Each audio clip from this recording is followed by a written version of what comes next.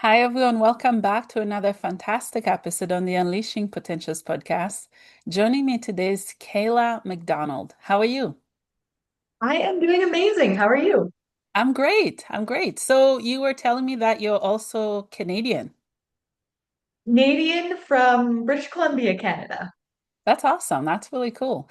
Thank you so much for coming on the podcast today.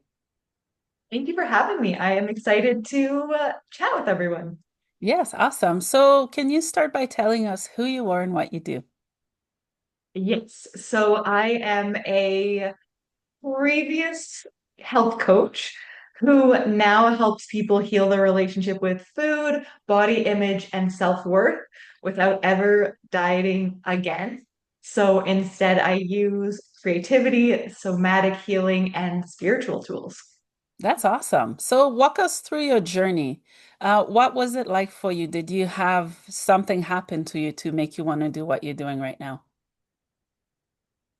Few things happened that made me want to do what I'm doing now. So I did not have the most pleasant childhood.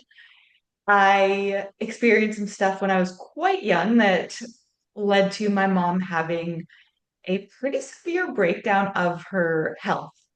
And as a 6-year-old, you don't really have the capacity to know that it's not your fault. So little Kayla took on the blame of my mom is unhealthy and it's my fault. So that's where a lot of my unhelpful habits with food really started. And it was also when I started to write.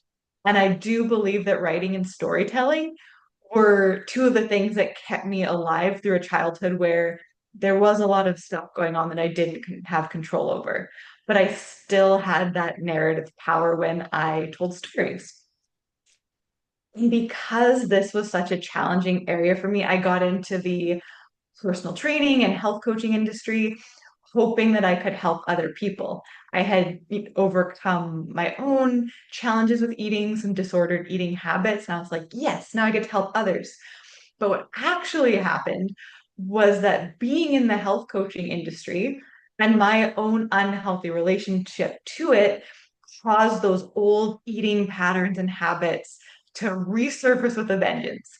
And then I realized there's actually more helpful ways to help people with their health and eating challenges, especially if they've been in the traditional health coaching industry for a long time and they're still struggling with emotional eating, binge eating, low self-worth, chronic dieting. So a little bit about what got me into this work. That's really cool. Thank you so much for sharing.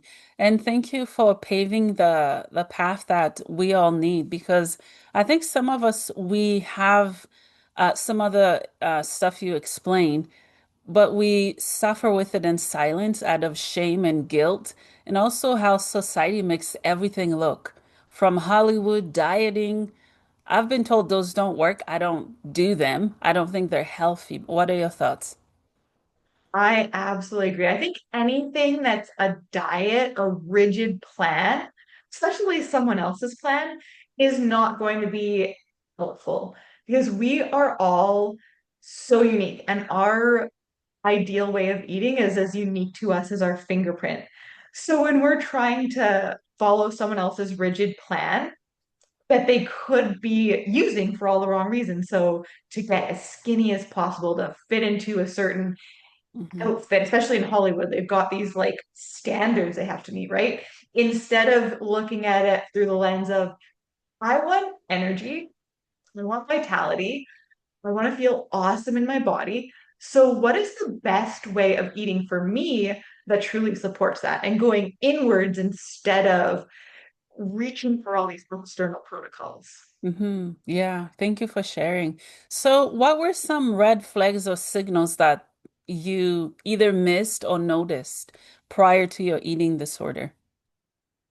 While I was in the coaching industry, or Yeah, yeah. so there were a few that really stood out to me. One was how coaches are often expected to make their body their business card. So there's this expectation, whether internal or external, to look a certain way, to look the part. And I even had particular clients talk about other coaches and say, I will not train with that coach because they weigh too much and I need to be inspired. And I was like, whoa, like that is pretty telling to judge someone on how their body looks, not for their skills as a coach and as a human being. That was one. And the other one was the hyper focus on what was being eaten. So it's, the food journal tracking and all of those things, where in reality, these smart, capable clients come to us and they know that, a McDonald's breakfast isn't going to make them feel their best. They know that protein is going to keep them full and know all the things. So them handing in their food journal, like their second graders handing in an assignment, is not what's really going to create that impactful change.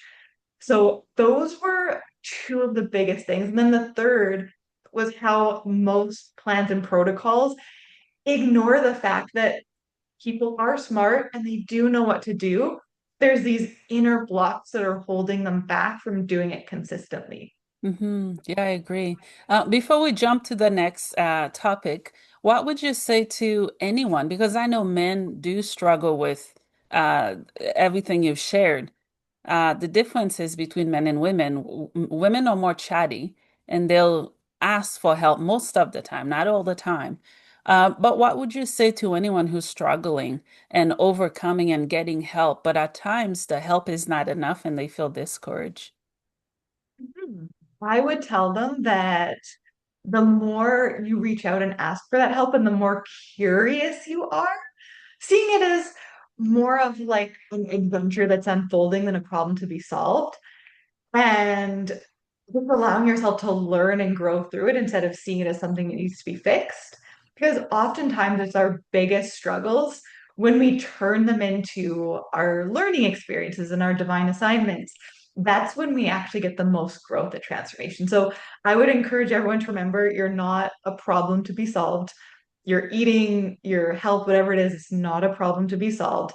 It's actually an opportunity to step into your most powerful self. Yeah, I agree. Yeah.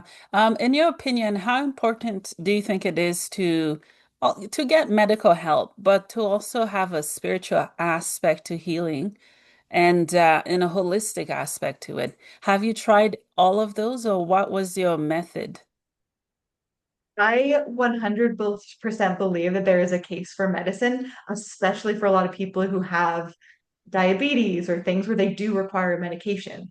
I Mhm. also think that it is vital to pay attention to that spiritual piece because our mind and bodies are so connected. And I think we live in a world where there's a lot of chronic stress, and that can come from people living lives that aren't aligned with who and how they want to be. It can come from low self-worth. It can come from perfectionism. It can come from almost attaching our worth to how we perform and how good we're showing up in the world. And those blocks, all the medication in the world will not help with those.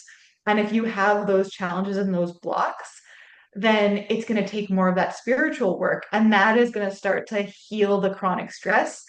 And when you can heal the chronic stress in someone's life, a lot of those challenges they're having with health, even certain medical conditions, not all, can often completely take care of themselves.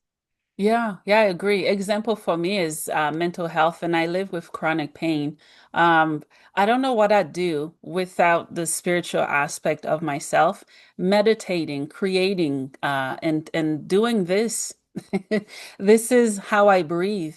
And I know that some people they've struggled for a very long time from harsh criticism in childhood, from parents, from friends, and whatnot.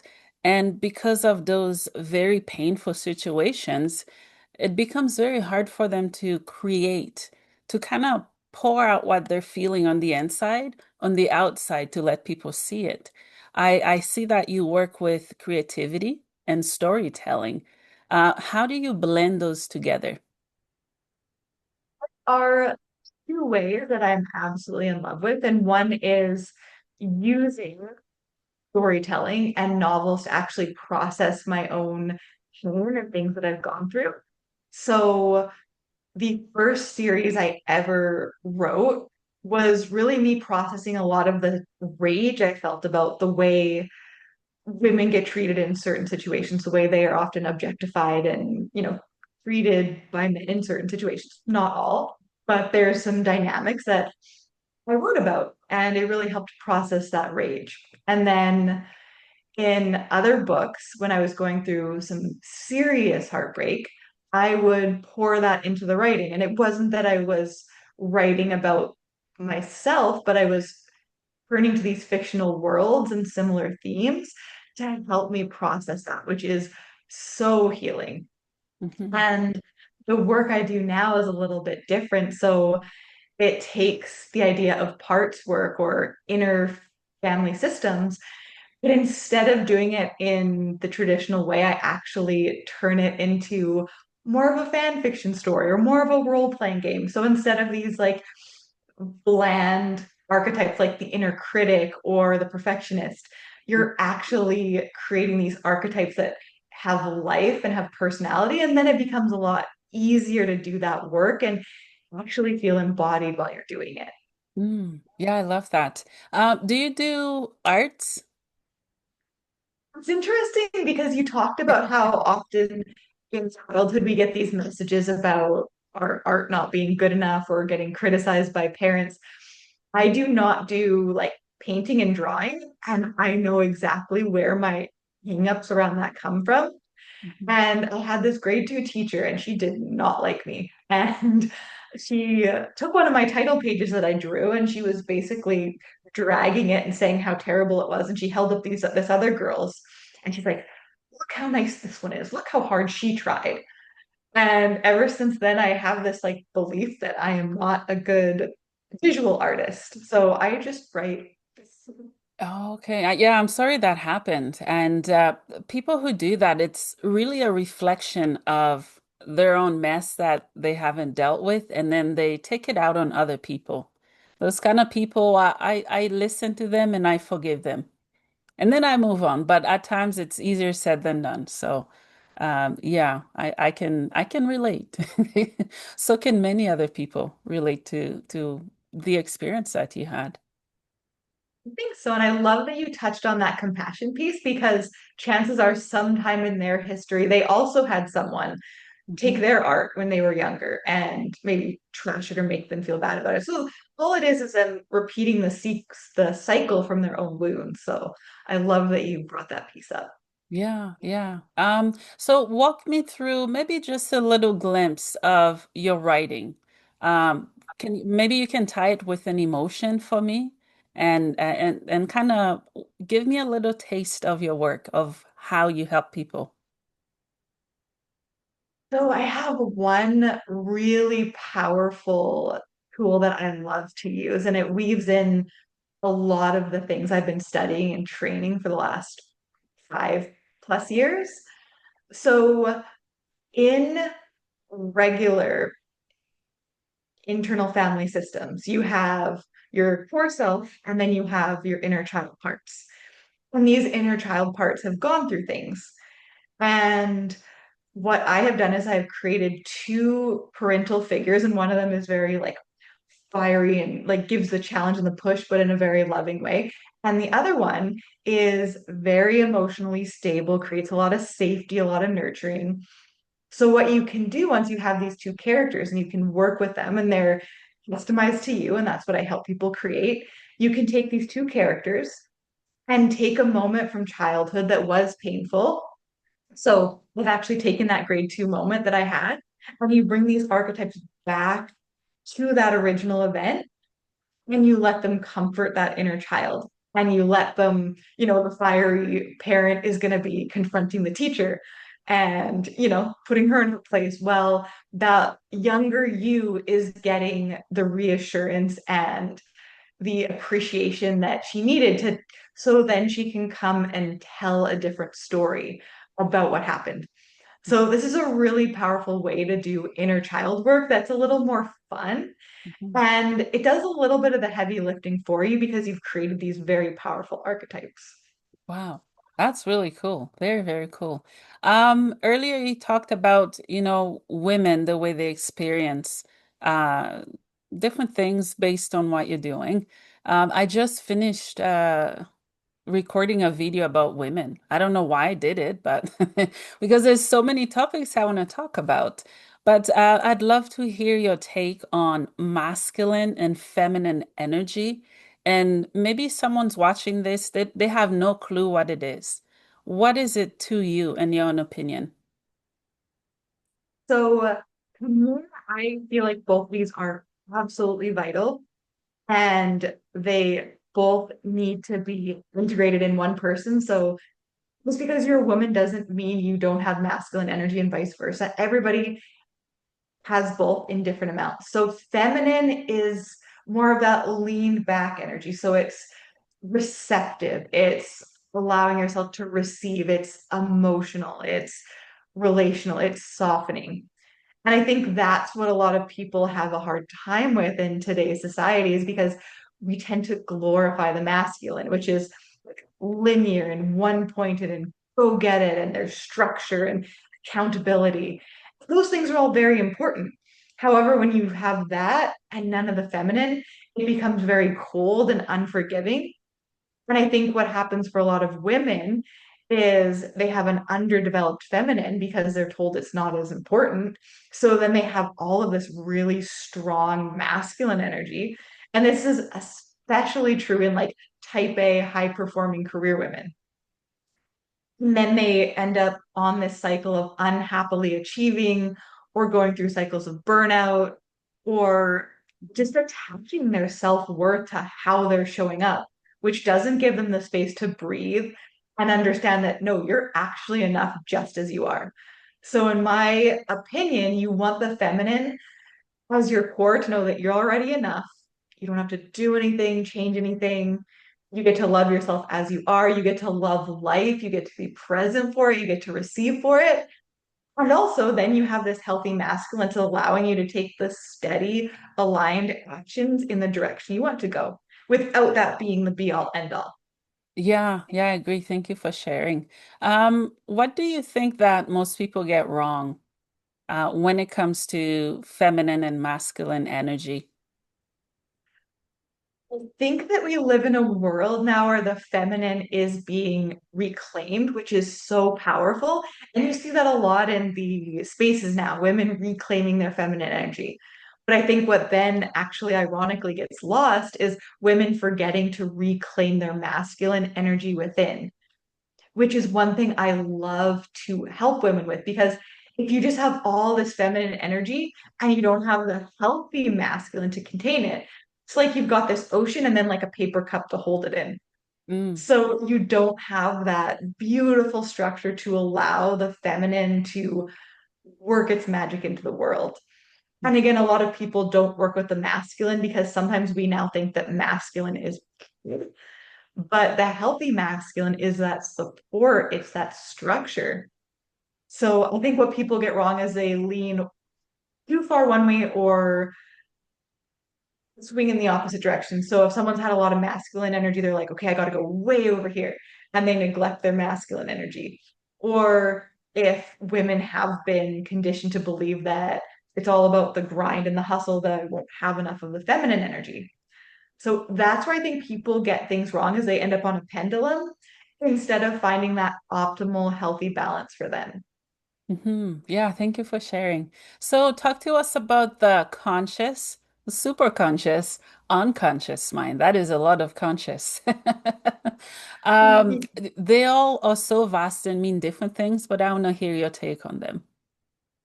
Perfect. So it's the three levels of consciousness. So we have our conscious mind. So that's the part of us that's going to be setting the goals. It's going to be thinking, it's going to be figuring things out.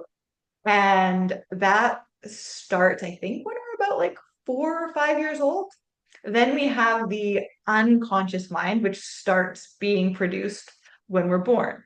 And that's all of those automatic processes. So it's like breathing, it's our heart beating.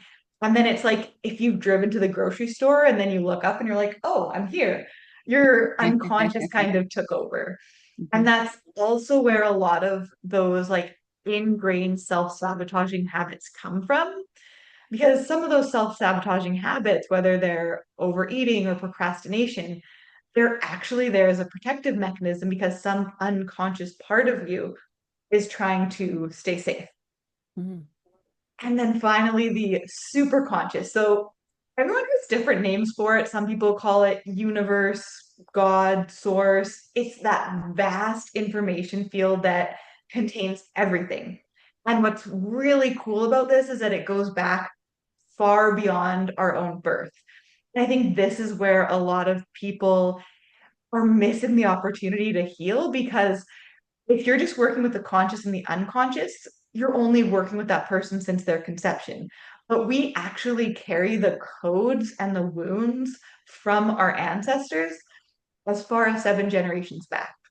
So when you start to bring in that super conscious, you can actually heal not only yourself, but your ancestral line, which is so much deeper. that is so powerful. To understand and recognize that it goes so far. And the tricky thing is I'm trying to form my thoughts. We may know how far it goes, but how can we pick up on what we need to heal from? Is it That repeated patterns or what how can we just pick up on it? that is such a good question. And I think that's where a lot of people are trying to figure it out with the conscious mind. Mm, But the conscious mind does not have the capacity to work on that deep of a level. mhm, So some of the work I will do with people is energetic work where you give whatever needs healing and transforming to the superconscious. So that means that, Bernadette, if I'm working with you, I don't need to necessarily know exactly what you need, but the superconscious does. mm, And I also don't need to necessarily know because the superconscious does. And mhm, then the other really magical thing is that our bodies have the power to heal what we don't even know we need to heal. So our bodies are the part that carries the ancestral conditioning, the ancestral wounds. So if you have a practice like dance or something that's somatic in nature, you can be in the middle of one of those sessions and start crying or start releasing, and your thinking mind won't necessarily know why you're crying or what exactly you're releasing. But over time, you start to feel better and better. And that's something really beautiful because you aren't expected to go back and relive painful memories or dig up maybe repressed memories. Your body knows how to do it without the mind having to necessarily know what's going on. Yeah, I agree. Which one would you say that we're using right now? Because we've been talking about some pretty deep stuff. I would say it's primarily conscious.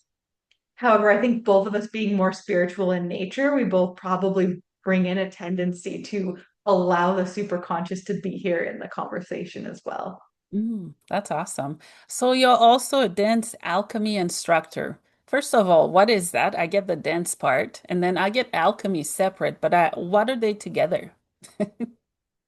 This modality is life-changing, and I actually just helped lead a community class like a couple hours ago. So, dance alchemy is a movement method that allows you to heal through dance, and it does it through the 4 elements. So, you start in earth, where you're slowing down, you're getting present, you're connecting to the body, you're creating that safety. And then you move into water, which is your emotions. It's your feminine energy that we talked about. It's allowing for that healthy emotion to flow because so many of us don't have a consistent way to feel our feelings. And Mhm, when you can dance through your feelings, especially on a consistent basis, it is so helpful. And then you move into fire, and that's where you're shaking, you're stomping, you're releasing, you're letting the energy go, and you're also taking back that fire, that power. And then from there, you go into air. That's where you really get to expand into the emotions you want to feel. So the alchemy is maybe you come into a dance session and you're feeling stuck, and you turn that stuck feeling into freedom by the time you get to air. Or you come in and you're feeling anxious. mhm, And as you dance, you take that anxiety into peacefulness. So you're alchemizing from one state to the other using the 4 elements. So it is a very healing modality. mm. Yeah, thank you for sharing. Yeah, dancing is so powerful. And that's why there's dancing, singing, just any ways that we can express ourselves throughout many cultures and civilization. I'm slowly putting the pieces together, but that's why it's very, very healing. Yeah, yeah. Anything else relating to dance alchemy that you'd like to share that we didn't touch on? And then at the end, you do a meditation as well. So you just lay down and let everything integrate. It's kind of like a shavasana for yoga. But yeah, it is one of the best things I have found for healing, for personal growth, for transformation. And I have kind of been a little bit of a self-improvement, personal growth like fiend for the last 20 years. So for me to say this is one of the best tools, I don't say that lightly. So 10 out of 10 would recommend. Yeah, that's awesome. That's really cool. Do you have any projects that you're working on? What are you up to in BC? In BC, we are about to move 7 hours north in BC, so that's happening this month. But moving aside, I am always working on my podcast, Embodied Writing Warrior. So we're up to like almost 200 episodes, and it's everything from creativity to healing to self-expression. So I'm always working on that. And then I'm currently working on a program I called Food Freedom Fantasy, which takes all of this archetypal work and uses it to help someone heal their relationship with food. So it takes all of the different things we talked about. So the super conscious work, the dance alchemy, the archetypal work, the healing tools, and it gives someone the capacity to create the relationship with food and movement that they desire, all without ever dieting again, which is very important to me. Yeah, yeah, that's awesome. That's really cool. Few questions as we wrap up. The first one is, what is the meaning of life for you? I think the meaning of life is to heal back all the things keeping you from being your fully self-expressed self, and then allowing that fullest version of you to love on everyone around you as much as you can. I love that. Thank you for sharing. Where can people find you online? Are you on Facebook? Do you have a website? Yes, so you can find me at embodiedwritingwarrior.com.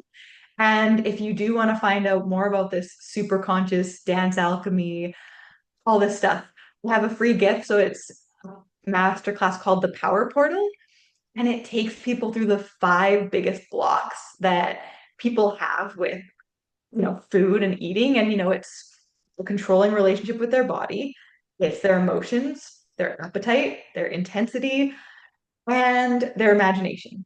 So I actually help people figure out which of these blocks are the biggest ones. There's a whole audit you can fill out. And then there's a super conscious transformation session and dance alchemy. So it's regularly 97, but you can get it for free if you go to embodiedwritingwarrior.com/gift. And you can also find me on Instagram at Embodied Writing Warrior as well. That's awesome. That's really cool. Thank you for sharing. Last question. If people want to come on your podcast, are there specific requirements for them to do so? I love having guests and I get lots of emails, so I'm always happy to entertain people. I do prefer if people reach out themselves. I know some people get agents and whatever, and Mhm. I prefer hearing from the actual person. And I love talking to people about creativity, imagination, spirituality, personal growth. So if any of those things speak to you and you look at the show and you're like, hey, I'd be a good guest, I am very open to having guests on the show as well. Awesome. Well, Kayla, thank you so much for coming on the podcast today, and thank you for everything that you're doing. It truly is needed, especially in the culture and society we live in. So thank you. Yes, thank you again for having me. You're welcome.